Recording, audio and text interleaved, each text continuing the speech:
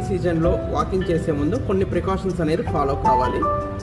ఫస్ట్ది, వాకింగ్ చేసే ముందు స్ట్రెచెస్, నీ stretches, hip stretches and ankle stretches అనేది చేసుకోవాలి. అండ్ సెకండ్, నీ పెయిన్ ఉన్న వాళ్ళు నీ క్యాప్స్ లేదా నీ సపోర్ట్స్ అనేది వాడాలి. And third one, soft chappals లేదా సాఫ్ట్ షూస్ అనేది వేసుకోవాలి.